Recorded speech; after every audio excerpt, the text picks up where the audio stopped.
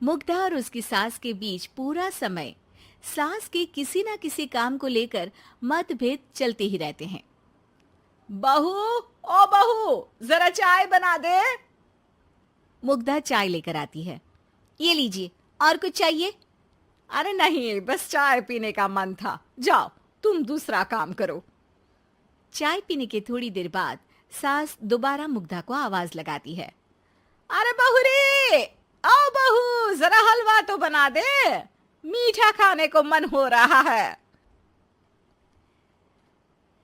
इसी तरह मुग्धा की सास पूरा समय कोई ना कोई काम बताकर उसे रसोई से बाहर तक निकलने नहीं देती। कभी चाय, कभी हलवा, कभी पानी तो कभी दूध, हर समय खाने को चाहिए और उसके लिए अपने हाथ पैर बिल्कुल नहीं हिलाने। परेशान किया हुआ है इन्होंने। सास की जबरदस्ती परेशान करने की आदतों से दुखी मुग्धा एक शाम सचिन के साथ अपने कमरे में बैठी हुई बात कर रही होती है।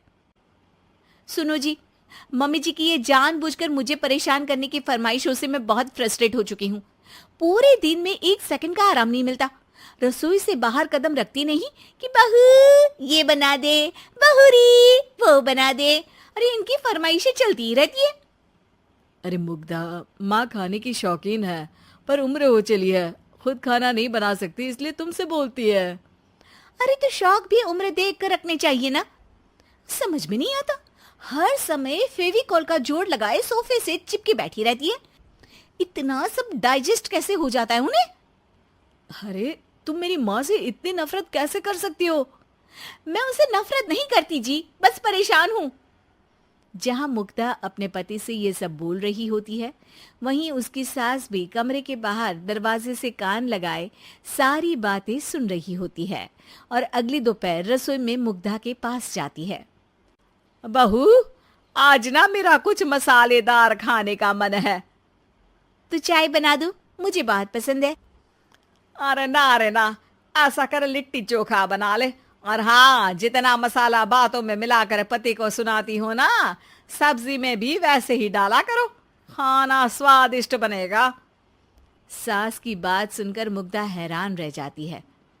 मतलब अब पूरा समय मुझ पर हुक्म चलाने के साथ बंद कमरे में हुई पति पत्नी की बीच की बातें भी सुनती है? अरे बात जब मेरी थी तो सुनने में क्या दिक्कत है? ये कहकर सास वहां से चली जाती है। अरे अब तो हद पार हो गई। इस तरह से तो ये मेरा जीना मुश्किल कर देंगी। मुग्धा सास की हरकतों से परेशान उसका हल सोचने लगती है और इसी तरह कुछ दिन बीत जाते हैं, जिसमें सास का जन्मदिन आता है। मुग्धा बहुत खुशी के साथ अपनी सास को एंड्रॉयड मोबाइल गिफ्ट करती है। मम्मी, आपको सबसे बात करने के लिए बहुत दिक्कत होती है ना? कभी सचिन तो कभी मुझे बोलना पड़ता है, पर इस मोबाइल से आपको कोई दिक्कत नहीं होगी। एक जगह बैठे बैठे बहुत कुछ कर सकती हैं अब आप। मोबाइल देख सासू माँ खुश हो जाती है, पर उसे इस्तेमाल करना तो आता नहीं, इसलिए साइड में रख देती है। जिसे देख मुग्धा घर का सारा काम छोड़ मोबाइल सेट कर सास को इस्तेमाल करना सिखाने लगती है, जिसके बाद अब सास पूरा समय मोबाइल में ही लगी रहती है। हाय, जब से मम्मी को मोबाइल मिला है मेरी लाइफ में कितनी शांति आई है। अच्छा है, इसी तरह बिजी रहे तो मैं भी सुकून की जिंदगी जी पाऊंगी। अब मुग्धा जब मन करे काम करना, जैसा चाहे वैसा खाना बनाकर खाना, पूरा समय रिलैक्स और खुश रहने लगती है। क्या बात है, आजकल तुम बहुत चहक रही हो। अरे मम्मी जी से छुटकारा जो मिला है, अब ना फरमाइशें ना छुप छुप कर बातें सुनना। अच्छा, तो मोबाइल गिफ्ट करने की ये स्कीम थी। इसी तरह दिन बीतते हैं और अब मोबाइल पर लगी सास फरमाइशों की जगह सवालों के लिए बहू को आवाजें लगाना शुरू कर देती है। अरे बहू सुन तो, देख जरा किसी का फोन क्यों नहीं मिल रहा? रिचार्ज खत्म हो गया है, पर अभी 4 दिन पहले ही तो मैंने किया था। इतनी जल्दी कैसे खत्म हो गया? अरे मैंने कल तेरी कनाडा वाली मौसी सास से 3 घंटे बात की थी ना। क्या? इतना महंगा तो मोबाइल भी नहीं आया जितना महंगा इसका रिचार्ज पड़ रहा है। इसके बाद तो जैसे मुग्धा के दिन के 24 घंटे में से 20 घंटे सास के पास उनके मोबाइल रिलेटेड प्रॉब्लम सॉल्व करने की ड्यूटी ही बन जाती है। अरे मुग्धा, ये मोबाइल में अचानक तेरी मौसी सास की शक्ल क्यों दिखने लगी? और ये तो हिल भी रही है। मम्मी, ये गूगल डुओ का वीडियो कॉल है।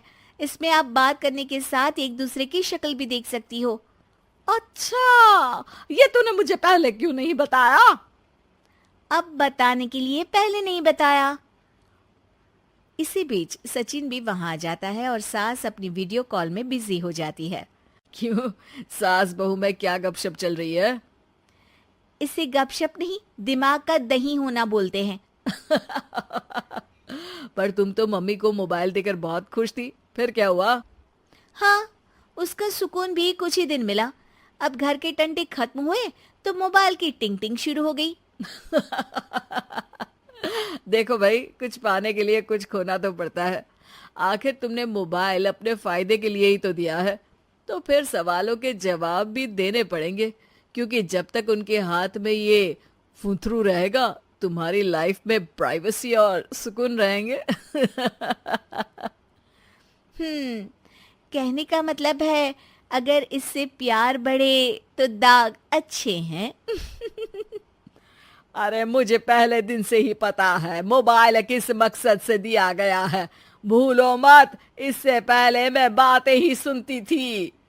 सास की ये बात सुनकर मुग्धा शॉक में और सचिन हंसता रह जाता है।